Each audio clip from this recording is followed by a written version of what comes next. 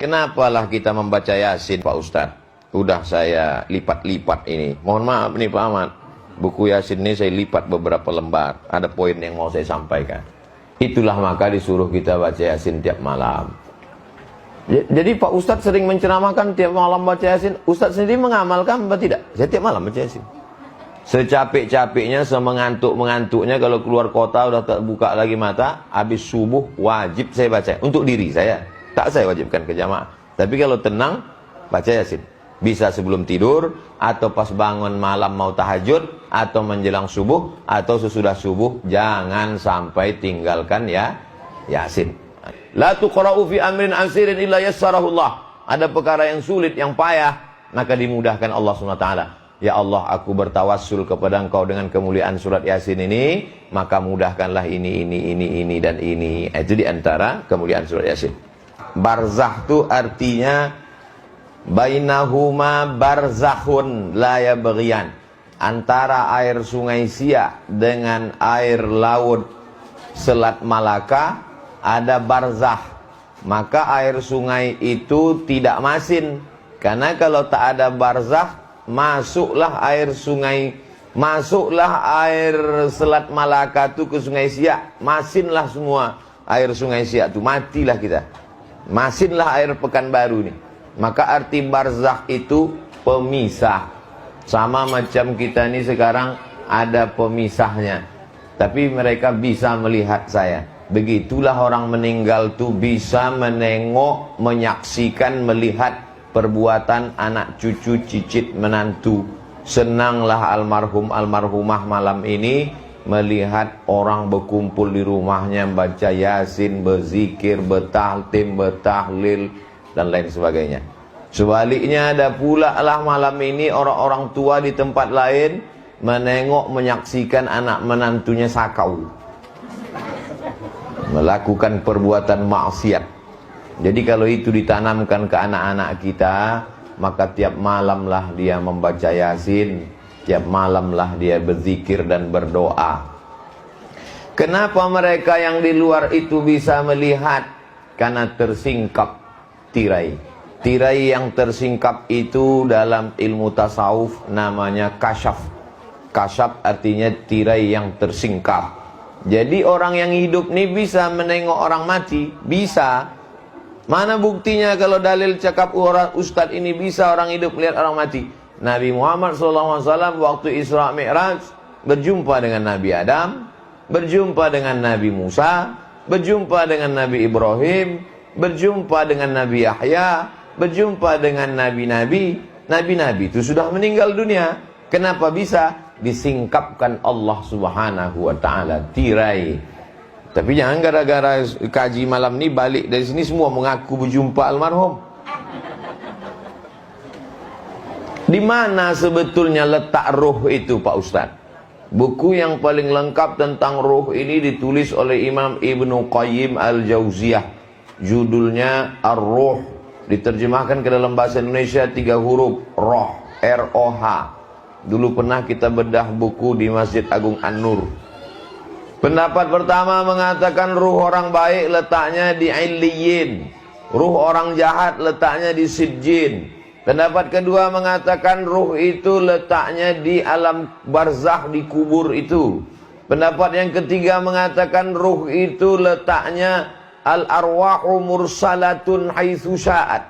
Maka ruh lepas bisa pergi kemana sekehendak hati dia. Pendapat yang keempat mengatakan ruh itu berada di suatu, banyak betul pendapat. Kontradiktifkah pendapat-pendapat ini? Tidak. Kenapa begitu? Karena ruh itu bukan jasad fisik macam kita yang terikat oleh ruang, tempat, dan waktu. Oleh sebab itu, ruh yang berada di Illiyin bisa pindah ke alam kubur dan bisa pindah lepas melihat, tapi sesuai dengan kehendak Allah. Tak ada ruh itu yang lepas tanpa izin dari Allah. Sama macam anak tinggal di pesantren, tak mungkin dia bisa lepas pintu tanpa izin dari ustaz. Maka begitulah ruh-ruh itu dalam kuasa Allah. Innama amruhu idza arada syai'an ayaqula lahu kun. Dalam Islam tak ada ruh gentayangan, tak ada. Orang yang mengatakan ada ruh gentayangan itu terlalu banyak menonton film hantu. Lama-lama dia jadi hantu. Ibu-ibu jangan nonton film hantu. Kalau ibu jadi hantu, anaknya tuyul. Oleh sebab itu maka dalam Islam tak ada ruh gentayangan. Yang ada itu bahwa ruh itu dalam kuasa Allah SWT. Jadi kalau nanti mana tahu Abdul Somad meninggal dunia, tiba-tiba orang di Pekanbaru ini ada yang kerasukan, kemasukan, kesambet kata orang Jawa, kesapo kata orang Melayu. Tiba-tiba ditanya dia, fulan yang kerasukan. Ya, siapa kau ini? Aku Abdul Somad LCMA. Kalau memang kau betul Ustaz Somad, coba kau ceramah dulu. Assalamualaikum. Itu bukan ruh Abdul Somad. Karena ruh tak bisa dipanggil dan ruh tak bisa masuk ke badan. Lalu yang masuk itu siapa? Bisa pula dia bercerita, dia berjalan katanya. Kalau memang kau betul Abdul Somad, coba ceritakan perjalananmu dulu. Aku pertama kali ceramah bulan Oktober 2010 di Islamic Center Pasir Pengarayan dibawa oleh Dr. Andus Haji Ahmad MSI. Hah? Iya ini Ustaz Somad nih. Bukan. Itu adalah jin Qorin. Qorin artinya selalu bersama. Waktu saya lahir ada jin yang ikut waktu saya lahir. Itulah maka jin itu mencucuk pusat anak yang baru lahir itu, menangis anak itu. Karena jin yang lahir itu ikut sama dia. Lalu kemudian ketika orang itu mati, jin itu tidak mati karena jin umurnya panjang. Dan jin itu ingat dan dia bisa meniru. Ya, sebab itu kalau ada anak-anak kita balik ke rumah selalu menirukan gurunya. Guruku yang ini begini cakapnya guru. Itu ada bakat-bakat jin. Oleh sebab itu maka jangan percaya kepada yang model-model begini, karena ini bisa merusak akidah. Jadi dulu di Eropa itu ada tradisi memanggil roh. Istilah Arabnya namanya tahdirul arwah, memanggil roh. Rupanya Syekh Muhammad Abduh dari Kairo, waktu itu dia sedang berkonflik masalah politik dengan Raja Mesir. Larilah dia ke Paris, Perancis. Dihadirkan di majelis itu, majelis memanggil roh itu. Kalau tempat kita macam jelangkung. Lalu kemudian dimintalah kepada Syekh Muhammad Abduh, Syekh Muhammad Abduh dari Mesir, ya, mau pesan roh siapa? Request roh siapa? Bisa kita panggil. Roh bapakmu, roh emakmu, siapa?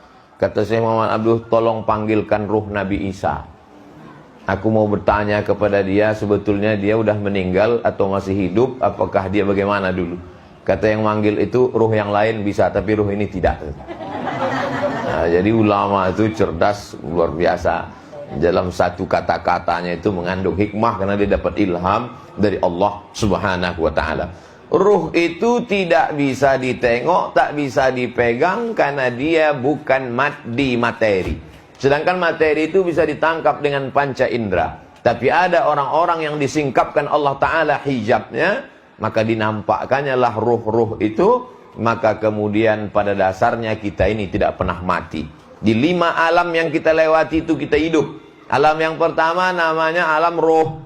Kalau 1 namanya roh. Kalau 2 namanya ruhani. Kalau banyak namanya arwah. Waktu itu belum ada kulit, belum ada kuku, belum ada bulu, belum ada darah, belum ada daging, belum ada tulang, belum ada sumsum. Yang itu waktunya hanya roh saja.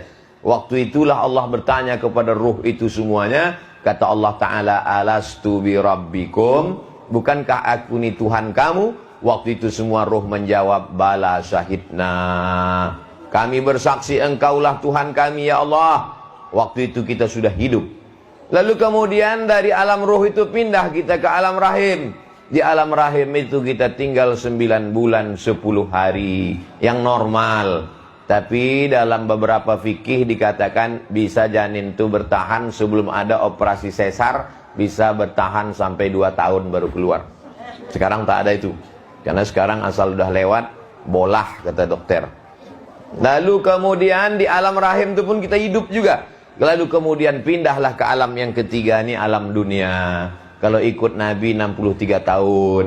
Baina sittina wa sab'in kata Nabi, antara 60 sampai 70. Lalu kemudian keluar dari alam ini, itulah alam yang lama, namanya alam barzah. Dan di alam barzah itu pun kita hidup juga. Kalau di alam barzah itu tak hidup, untuk apa salam pada kubur? lewat di jembatan, setelah jembatan Harapan Raya, arah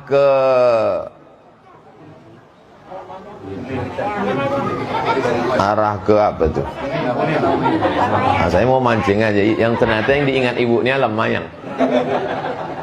Apa kata kita waktu lewat jembatan di situ? Assalamualaikum ya ahla diyar minal mu'minin wa inna insyaallahu bikum lahiqun yarhamullahu mustaqdimina wal mustakhirin nas'alullah lana wa lakumul afiyah. Itu menunjukkan bahwa ruh itu tak mati, hidup dia. Itulah maka kita ucapkan salam. Takkan mungkin kita mengucapkan salam pada batu nisan, tak mungkin mengucapkan salam pada pokok kayu.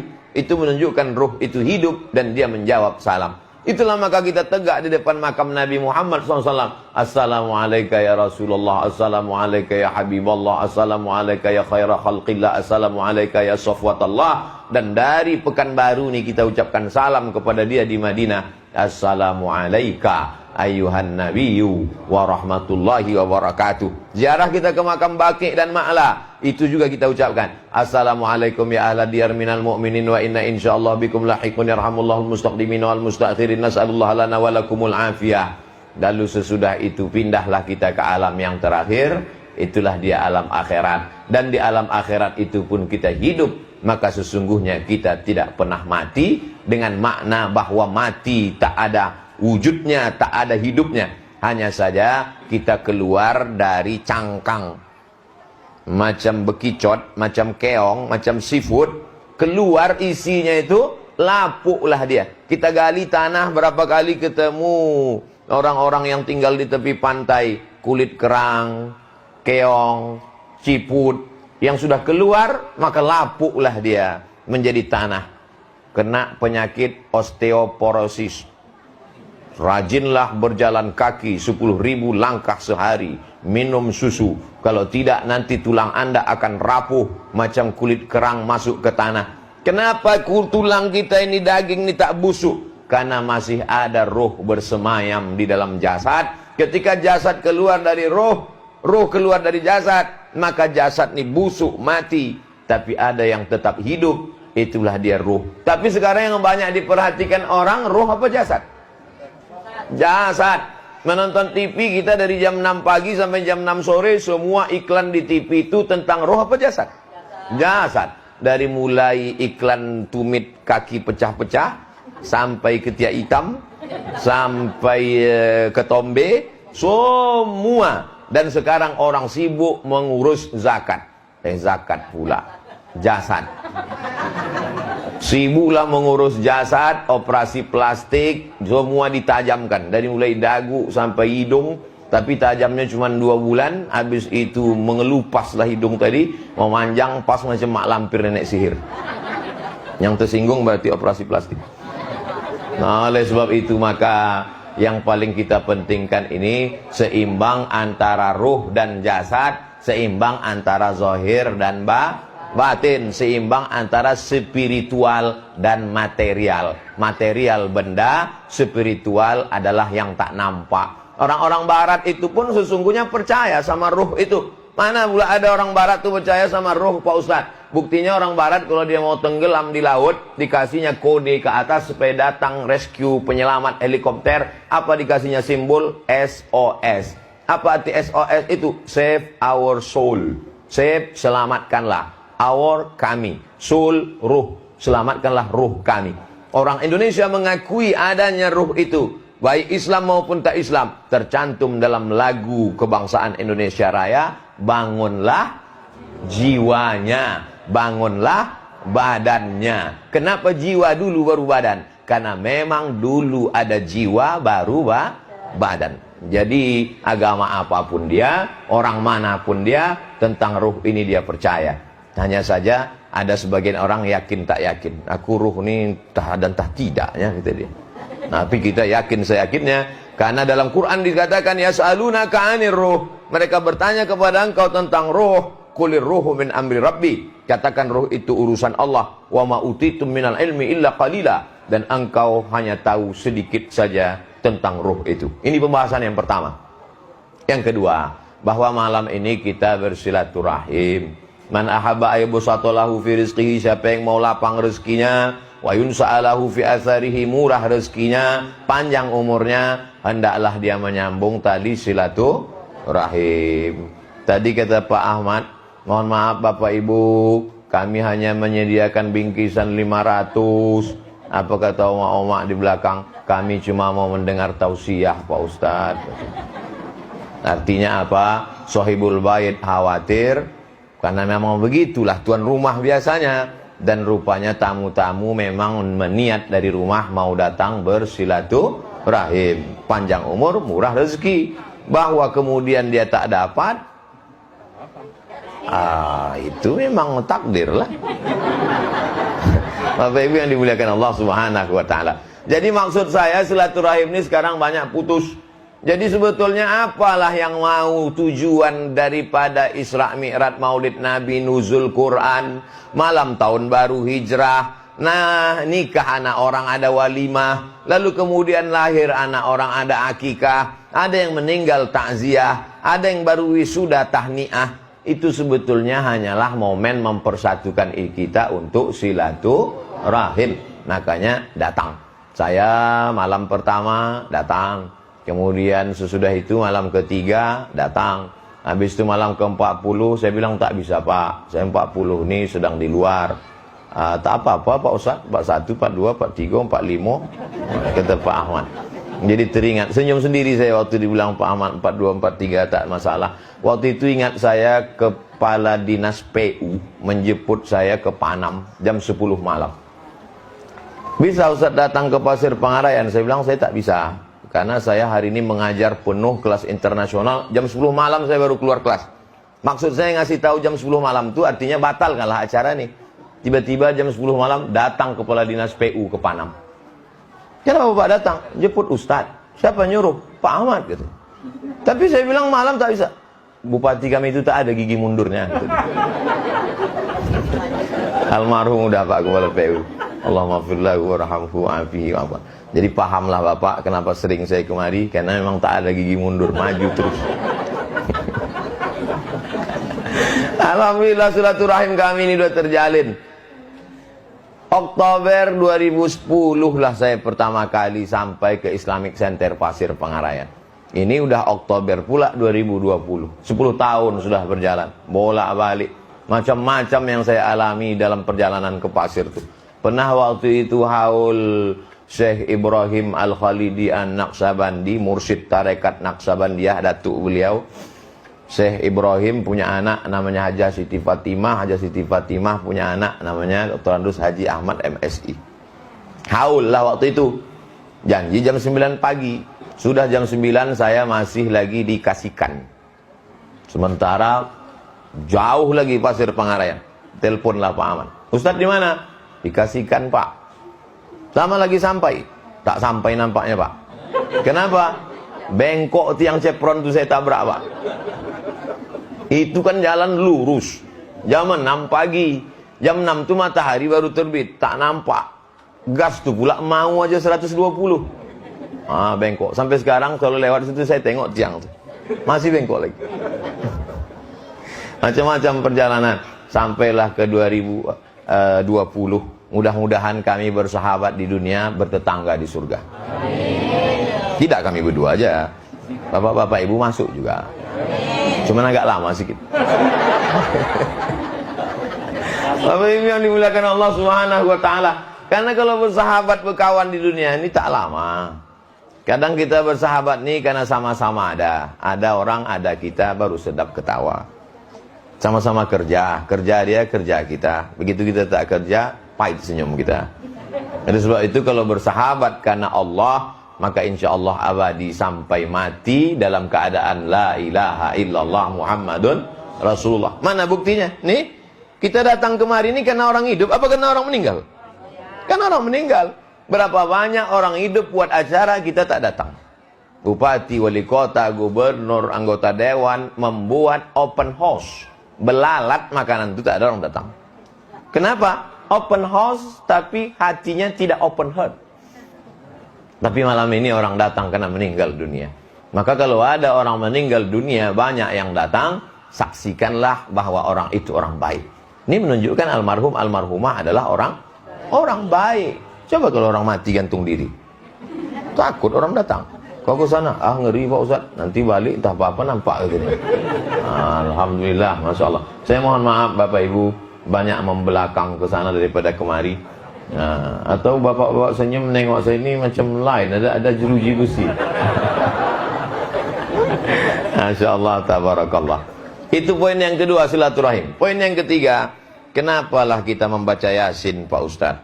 Udah saya lipat-lipat ini. Mohon maaf nih Pak Ahmad, buku Yasin ini saya lipat beberapa lembar. Ada poin yang mau saya sampaikan.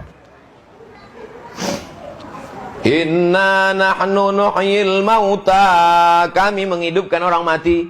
Wa naktubu ma qaddamu wa asarahum, kami tulis amal-amalnya dulu, bahkan bekas-bekas tapak kakinya. Bekas tapak kaki Bapak Ibu datang malam ini kemari, itu ditulis malaikat. Wa kulla syai'in ahsaynahu fi imamim, semuanya kami tulis dalam buku catatan yang nyata. Oh, jadi tapak kaki ditulis Pak Ustadz? Ya, kami naik mobil tadi Pak Ustadz, bekas-bekas bannya itu pun dicatat. Inna alaikum lahafizin kiraman katibin ya'lamuna ma taf'alun. Itulah maka disuruh kita baca Yasin tiap malam. Jadi Pak Ustadz sering menceramahkan tiap malam baca Yasin. Ustadz sendiri mengamalkan apa tidak? Saya tiap malam baca Yasin. Secapek-capeknya, semengantuk-mengantuknya, kalau keluar kota udah tak buka lagi mata, habis subuh wajib saya baca. Untuk diri saya, tak saya wajibkan ke jamaah.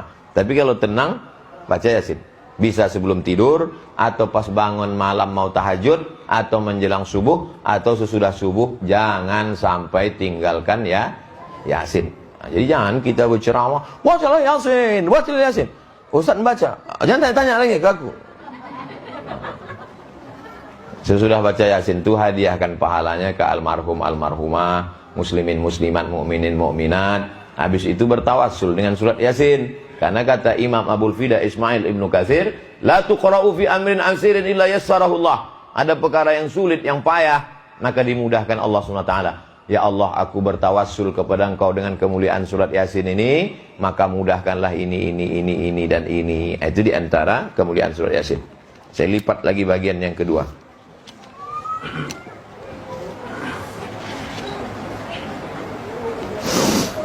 Wa in kullun lamma jami'ul ladaina, semuanya nanti akan dikumpulkan, didatangkan kepada Allah. Semua. Maksud semuanya apa Pak Ustaz? Semua perbuatan kita, yang kecil-kecil, yang besar-besar. Faman ya'mal mithqala dzarratin khairan yarah. Semuanya didatangkan. Kalau dia pedagang, yang curang-curang seon, 2 on, semato, 2 mato, dinampak. Kalau dia pegawai, berdatangan tanda-tanda tangan, tanda tangan. Kalau dia dosen, berdatangan kapur tulis, papan-papan tulis, whiteboard sudah datang. Itu maka saya kalau mengajar di pertemuan ke-16, saya tanya, adik-adik mahasiswa sekalian, selama 16 tatap muka pertemuan ini, ada mungkin saya terlambat, ada mungkin saya menyinggung perasaan, saya minta maaf. Mau kalian maafkan saya? Mau, kata dia. Disangkanya saya minta maaf itu nilai A. Yang C juga. Daripada kita cari dia di akhirat. Nanti di akhirat itu berdatanganlah dia semua yang kita buat, teman. Ini dia. Wa in kullun lamma jami'ul ladaina muhdarun. Waktu itu zaman Nabi pegawai pencatat zakat. Maka kalian yang curang menghitung kambing, kalian akan memikul kambing mengembek di tengkuk kalian. Yang kalian curang menghitung sapi, kalian akan memikul sapi mengemuh di pundak kalian, kata Nabi. Nah, waktu itu belum ada mobil. Dan kalau untuk pegawai-pegawai zaman sekarang, banyaklah nanti yang memikul-mikul mobil di akhirat. Masih bangga kalau mikul mobil. Kalau mikul bakwan, yang dulu waktu SMP makan 3 bayar 1. Nah, Ustaz macam tak pernah aja. Saya sekali pun tak pernah. Kenapa Ustaz tak pernah buat macam itu? Padahal Ustaz kan waktu itu belum Ustaz. Tapi setiap, ingat saya itu, sekarang kalau saya pergi ke sekolah saya itu, singgah saya ke warung tuh, Yang punya warung tuh tinggal anak-anaknya sekarang, udah meninggal. Saya tak pernah menipu mak kalian. Kenapa? Karena setiap aku makan di sini, yang kulihat tuh seolah-olah emak aku. Maka kalau aku curangi mak-mak itu berarti menipu mak aku sendiri. Jadi kalau ibu kuat hubungan emosional dengan anak ibu tidak akan mencederai, menzolimi emak-emak yang lain. Karena ketika melihat emak lain, itu adalah emak dia. Jadi waktu kami di Mesir kuliah 3-4 tahun, musim haji pergi kami ke Makkah. Maka menengok emak-emak, tengok, oh lah beginilah emak-emak awak di kampung. Dia tengok. Cuman kadang emak-emak haji ini takut pula dia tengok. Sangkanya mau copet. La ilaha illallah. Sesoleh ini awak. Oke, ini lipatan ketiga. Sebetulnya saya sudah mengajarkan surat Yasin ini khatam di Masjid Syakirin di depan Loteman. Masjid Syakirin di depan rumah Al-Mukarram Ustadz Munziri Ali LC. Beliau itu dosen saya. Waktu saya pulang dari Mesir, diteleponnya lah saya. Assalamualaikum. Waalaikumsalam. Saya ketua Masjid Syakirin. Bisa Ustadz datang ke masjid kami ngisi pengajian? Insya Allah Pak, kata saya. Dia tak ingat sama saya. Saya mahasiswa dia, saya ingat. Dulu waktu dia di kelas itu dibilangnya gini. Man istata'a minkumul ba'ah falyatazawwaj. Siapa yang sudah mampu untuk menikah, menikahlah. Ba'ah itu bahasa Arabnya artinya mampu. Ditanyanya kami, tahu kalian arti ba'ah? Ba'ah itu mampu Pak, bukan. Ba'ah membeli bareh, ba'ah membuat rumah, ba'ah. Nah jadi, sudah saya ke Mesir 4 tahun, balik ke Pekanbaru, dia tak ingat, saya ingat. Jadi waktu dia telepon, Bapak dosen di UIN ya? Iya, katanya. Dulu saya pernah juga Pak di UIN. Begini cerita dosen itu Pak. Man istata'a minkumul ba'ah falyatazawwaj. Ba'ah membeli bareh, ba'ah membeli rumah. Ketawa dia. Saya itu katanya. Saya mahasiswa Pak dulu Pak. Oh, ayah saya datang ke masjid Bapak. Nah, disitulah saya khatamkan kajian surat Yasin. Khatam surat Yasin, sudah itu pindah. Bapak Ibu, karena kita sudah khatam surat Yasin, maka kita pindah ke kajian juz amma yatasaalun. Udah itu beberapa kali saya tak datang, malu saya. Sampai sekarang tak pernah datang lagi. Jadi jangan kita bid'ahkan orang baca Yasin. Kalau kita mau meluruskan, kita alih dari baca Yasin ke tahsin tajwidnya. Dari tajwidnya ke tafsirnya. Setelah jamaah itu nanti hatam tafsirnya, dia sendiri akan meminta ke surat yang lain. Jadi ide saya mengajarkan tafsir surat Yasin itu dulu awalnya, ceramahlah saya ke arah lipat kain sebelah kiri. Habis jalan aspal, masuk jalan tanah. Habis jalan tanah, tak bisa lewat motor. Naik Honda kami dalam ke pokok-pokok gotah. Sampai di dalam itu, datanglah bapak-bapak. Ustadz Somad, dulu kami di kampung ini baca Yasin seminggu sekali malam Jumat. Terus sekarang masih ada Pak? Tak ada lagi. Kenapa? Datang penceramah masuk kemari. Kata dia baca Yasin malam Jumat itu bid'ah. Sesudah itu udah 2 tahun kami tak ada muka Quran lagi. Jadi sebetulnya itu cara ulama dulu supaya memasyarakatkan ini Al-Quran. Diawali dengan Yasin. Karena Yasin itu dalam hadis disebut qalbul Quran. Hatinya Quran itu Yasin. Kalau sudah hatinya dihafal, hatinya dipegang, sentuhlah dia tepat di hatinya, dia akan milikmu untuk selamanya. Makanya orang kalau mau ngapal Quran itu yang dihafal pertama surat Yasin dulu. Karena hatinya Quran Yasin. Dah masuk lipatan lagi. Wa yaquluna mata hadzal wa'du in kuntum. Begitulah mereka dulu menantang. Kalau memang betul kami ini akan mati, kalau memang betul kami nanti akan masuk neraka, mana dia? Mana kata dia menantang. Lalu apa jawaban dari Allah? Ma yanzuruna illa sayhatan wahidatan ta'khudhuhum wa hum yakhisimun. Sekali aja malaikat itu memekik, sayhatan wahidatan itu artinya memekik. Sekali malaikat memekik, ta'khudhuhum, mencabut nyawa mereka, tercabut ruh mereka karena pekikan malaikat itu, wa hum yakhisimun, ketika sedang berkelahi pun tak selesai kelahinya. Kalau ada orang sedang berkelahi kan, kalau mau kita, ada orang sedang berkelahi, kemudian kita kasih tahu dia, itu ada pembagian sembako dari caleg sana. Tunggu, selesaikan kelahi ini dulu. Tapi ketika malaikat itu berteriak, sekali teriakan malaikat, tak sempat dia selesai berkelahi. Maksudnya apa? Mati kontan. Mati itu ada yang cash, ada yang kredit. Mati kontan. Tak percaya saya Pak Ustadz, teriakan malaikat bisa membuat orang mati? Pesawat Concorde, kalau dihidupkan di Simpang 3, meletuplah jendela-jendela kaca orang Simpang 3. Itu pesawat Concorde. Bagaimana kalau malaikat yang menjerit lebih kuat daripada suara pesawat Concorde? Macam mana rasanya mau meledak gendang telinga itu Pak Ustadz? Masuklah menyelam ke dalam laut, itu macam dicucuk besi telinga itu. Ustadz kok tahu? Kemarin saya menyelam di Lombok. Saya cuma mau ngasih tahu saya kemarin nyelam, itu aja. Mau meletup dalam telinga itu pecah. Saya bilang ke instruktur, naik Pak, naik, tak tahan. Sampai ke atas, baru dipencet hidung nih, supaya telinga ini mendengung balik. Ustaz, naik kita ke sampan? Enggak, sedap, masuk sekali gitu. Menengok ikan-ikan, menengok, tapi tak tahan dalamnya. Begitulah mereka mendengarkan teriakan malaikat tuh, mati. Saking cepatnya mati itu macam mana? Fala yastati'una tausiyatau wala ila ahlihim yarji'un.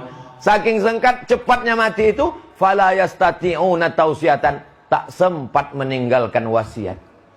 Sekarang orang kalau mau mati masih sempat meninggalkan wasiat. Kata dia sebelum mati, ditanyalah sama bininya, apa bang? Apa bang? Ada bini simpananku sana. Mati ya bang itu. Kalau mati itu udah mau datang, kata dalam surat Yasin nih, fala yastati'una tausiyatan. Saya paham, ibu memang dalam ketawa itu ada juga cemas dalam hati. Mak, kalau macam ini abang tuh nanti, insya Allah tidak ya bu ya. Amin, amin kan bu? Makin kuat amin, makin takut.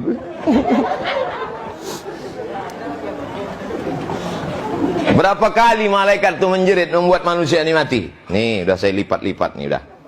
In kanat illa sayhatau wahidatau fa idahum jami'un ladaina muhdarun. Satu teriakan malaikat mati sampai tak sempat meninggalkan pesan. Berteriak malaikat sekali lagi, bangkit dari kubur. Berapa kali menjerit? Sekali menjerit, mati. Menjerit sekali lagi, hidup. In kanat illa sayhatan wahidatan fa idahum jami'un ladaina muhdarun. Kita ni kalau mati membusuk apa tidak? Ada yang busuk, ada yang tidak. Menggelembunglah perut ini karena usus itu masuk angin seminggu, 2 minggu, 3 minggu, pecah perut. Berdatanganlah cacing-cacing tanah. Lalu kemudian setelah itu mata itu pun menghitam. Habislah semua, tapi ada satu yang tak hancur, namanya azmuz zanab, ujung tulang belakang sebesar ibu jari tak hancur. Itulah yang ditunjuk Allah Ta'ala, innama amruhu idza arada syai'an ayyakula lahu kun. Bangkitlah kita balik menghadap Allah. Tapi waktu PLTA Koto Panjang mau digali, dikasih tahulah ke masyarakat, ini kampung-kampung di PLTA Koto Panjang ini nanti akan habis. Kubur-kubur ini mesti dipindahkan. Akhirnya dipindahkanlah beberapa kubur, jangankan jenazahnya, kain kapannya pun tak dimakan cacing tanah. Apa dalilnya nih Pak Ustaz? Hadis Nabi, innallaha harrama arda ajsadal anbiya. Allah mengharamkan tanah memakan jasad nabi-nabi. Oh, kalau begitu ada nabi di Koto Panjang? Tak ada nabi. Kenapa jasadnya tak hancur? Al ulama warasatul anbiya. Tapi Pak Ustaz, di kampung kami ada juga jasadnya tak hancur. Beda. Kalau dia tak hancur tapi bertambah memanjang, itu orang dimasuki setan, dukun-dukun. Kuku memanjang, rambut memanjang, kumis memanjang. Waktu digali, penggalian kubur, nampak memanjang kuku. Nah, itu berarti karena dimasuki setan. Masuk setan ke dalam jasad itu. Tapi kalau dia orang soleh, maka kain, bukan satu dua saksi, anaknya, murid-muridnya yang menengok itu bercerita ke saya, nampak kami kain kafannya Pak Ustadz, dan kami buka kain penutup wajahnya, pas macam meninggal dulu, kami kuburkan. Begitulah kalau Allah mau menjaga, sampai cacing-cacing tanah pun tak mau menggigit dagingnya. Sebaliknya pula sekarang, belum mati udah digigit cacing. Habis daging itu dimakan cacing, diabetes meletus. Golak ibu-ibu. Lalu kemudian orang yang baik-baik itu di mana tempatnya Pak Ustadz? Inna ashabal jannatil yawma fi syughulin. Itu sedapnya ceramah di sini. Hafal semua jamaahnya. Orang yang baik-baik itu sibuk di dalam surga makan buah-buahan. Itulah kenapa sekarang banyak ibu-ibu tak mau makan nasi. Ibu nggak makan nasi, buah-buahan aja gitu. Iyo pula, rupanya udah habis 3 piring. Hum wa azwajuhum fi zilalin alal araiki muttaqiun. Mereka akan di surga itu bersama pasangan-pasangan mereka di bawah naungan pokok kayu, di atas kursi-kursi dipan-dipan, dan mereka bersandar di situ. Jadi begitu cuman surga itu Pak Ustadz. Macam malam mayang aja rasanya. Ini gambaran. Surga itu adalah mala a'yunun ra'at, tak pernah ditengok mata, wala udhunun sami'at, tak pernah dengar telinga, wala khatara ala qalbi bashar, tak pernah terlintas di hati manusia. Lahum fiha fakihatu walahum ma yad'un. 2 kali disebut buah-buahan. Begitulah pentingnya makan buah. Lalu apalah dapat mereka dari Allah Ta'ala? Diulang sampai 3 kali kadang waktu baca ini. Salamun qawlam mir rabbir rahim. Salamun qawlam mir rabbir rahim. Salamun qawlam mir rabbir rahim. Kenapa dibaca 3 kali Pak Ustaz? Dengarlah si Abdurrahman Sudes di Masjidil Haram. Kalau pas membaca ayat-ayat penting, 3 kali diulang. Menangis si Abdurrahman Sudes. Jamaah-jamaah umrah dari Pekanbaru pun menangis. Apa yang kau tangiskan tadi? Habis sudah calet kuning. Tapi jamaah Pak Ahmad ni paham semua. Nih, masih saya lipat-lipat lagi. Wa man nu'ammirhu nunakkishu fil khalq afala ya'qilun. Siapa yang kami panjangkan umurnya, kami balikkan kejadiannya macam dia dulu. Pertama dulu waktu belajar berdiri kaki dia bergoyang. Kalau udah agak tua sikit pun begitu. Dulu waktu pertama lahir pandangannya sejengkal. Dulu kata orang-orang tua dulu, katanya dulu waktu anak kecil tu lahir macam anak tikus. Mata tu tertutup macam anak kucing. Tertutup. Anak sekarang lahir terbuka langsung.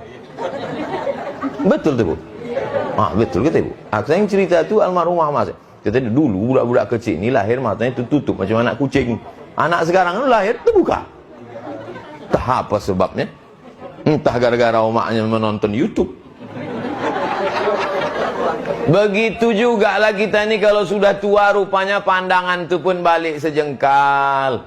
Saya setelah umur 40 ni yang paling saya rasakan mata sama ingatan. Dulu tajam, sekarang tak. Tapi ada juga hikmahnya. Kalau saya ceramah di depan saya banyak ibu-ibu, itu tak bisa saya bedakan mana anak gadis, mana nenek, sama aja. Yang kedua ingatan. Dulu waktu awal-awal pengajian di Akramun Nas itu tak ada saya bawa catatan. Sekarang pengajian pakai kitab. Susah mengingat. Susah. Betul kata Allah Ta'ala. Wa man nu'ammirhu nunakkisu fil khalqi. Kami balikkan kejadiannya. Anak-anak kecil mana dia ingat? Anak-anak kecil tu saya tes tu. Tak ingat. Susah ingat. Begitu juga kita ni kalau sudah tua baliklah. Ini ayat Yasin ini mengingatkan kita semua. Sampai kapan Ustaz selesai ceramahnya? Sampai habis Yasin nih. Innama amruhu idza arada syai'an ay yaqula lahu kun fayakun. Sulit bagi Allah membuat kita ini hidup lagi. Tidak. Sulitkah bagi Allah mematikan kita? Tidak. Lalu kenapa tak dimatikan Allah orang-orang yang zalim, orang-orang yang aniaya itu? Karena Allah sayang, dikasihnya waktu supaya orang itu bertaubat. Tapi kita lebih kejam dari Allah. Kalau ada orang salah kita doakan, mampuslah enggak. Makanya kita ini jangan lebih kejam dari Allah. Kita doakan dia supaya dapat hidayah. Bisa? Saya tak bisa. Jamaah pula bisa. Ditutup dengan subhana. Fa subhanalladzi biyadihi malakutu kulli syai'in wa ilaihi turja'un. Kalau anak kandung membaca, anak almarhum Musalomah, Tuan Haji, anak almarhumah Ibunda Hajah Nurani binti Kundur membaca, tak perlu disebutnya sampaikanlah pahala bacaan Yasin ini, tak perlu, karena otomatis sampai. Tapi saya karena tak ada hubungan darah, maka perlu saya sampaikan Allahumma ausil thawabama. Nanti di doa penutup sampaikanlah pahala bacaan surat Yasin, Al-Fatihah, Qul huwallah, Qul bil falak, Qul bin nas, ayat kursi, awal Al-Baqarah, tahlil kami kepada almarhum almarhumah muslimin muslimat. Itu beda anak kandung dengan orang lain. Katanya Pak Ustaz kalau sudah meninggal dunia tak sampai. Orang meninggal dunia itu yang amalnya putus. Orang hidup kepada orang meninggal? Wah, saya tak percaya. Mana ada sampai amal orang hidup kepada orang meninggal? Salat jenazah itu amal orang hidup apa orang meninggal? Orang hidup.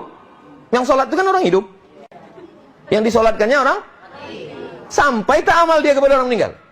Sampai. Kalau tak sampai, untuk apa salat jenazah? Jadi nanti kalau ada orang mengatakan tak sampai amal orang hidup kepada orang meninggal. Ah, mantap pendapat kau nih. Tak kami sembayangkan kau nanti. Sampailah amal hidup untuk meninggal. Hadis ada menyebut Pak Ustaz, ayu shadaqatu afdal. Ya Rasulullah, aku mau bersedekah. Sampai tak sedekahku ini ya Allah kepada emakku, kata Sa'ad. Nama sahabat itu Sa'ad. Sampai kata Nabi. Apa yang paling bagus ya Rasulullah? Sakyul ma', mengasih air minum. Buatkan sumur bor. Dia tak putus-putus. Pergi saya ceramah ke Banjarmasin, Kalimantan. Di rumah Bapak Haji itu dibuatnya freezer kulkas, tapi tak sampai jadi es, air dingin. Setiap orang yang lalu lalang minum situ. Ini untuk apa Pak Haji? Wakaf untuk almarhum almarhumah supaya sampai kata dia. Itu belum nampak saya lagi di Pekanbaru. Di Mesir, di kampung di Mesir yang susah, itu di kampung-kampung tuh mereka buatkan tembikar. Tahu Bapak Ibu tembikar? Tanah liat besar. Itu diletakkan di tengah sawah, diisi air. Kami waktu itu sedang mancing, lewat di sawah, minumlah kami. Sejuknya, panas Mesir nih, tapi air dalam tembikar ini sejuk. Hebat betul, kami tengok dari atas, rupanya berlumut tembikar. Awak udah sempat minum. Macam mana lewatnya tenggorokan kita tenang, begitulah mengalir sampai ke makam orang tua. Di Malaysia, ada pintu di masjid Malaysia itu, kotak-kotak besar. Asal kita ambil satu air, keluar air baru. Asal ambil satu air, keluar air baru. Ambil air, keluar baru. Ini yang begini-begini ini belum nampak, perlu kita buat di Pekanbaru. Masjid UKM, Universiti Kebangsaan Malaysia, sholat Jumat jam 12, jam 11 itu pisang-pisang sama nasi, lomak, nasi. Kami selalulah datang jam 11.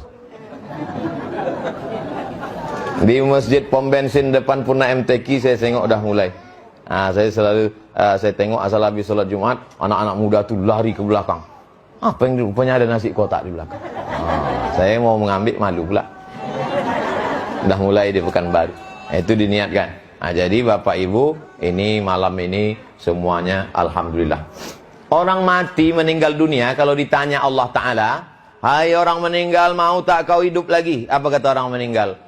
Laula akhartani ila ajalin qarib. Kasihlah aku hidup walaupun sekejap saja ya Allah. Kata Allah, kalau kau hidup sekejap kau mau apa? Fa'asaddaqo, aku mau tak ada dia bilang, kalau aku hidup aku mau umroh, tak ada. Kalau aku hidup aku mau haji, kata tak ada. Kalau aku hidup aku mau tahajud, tak ada.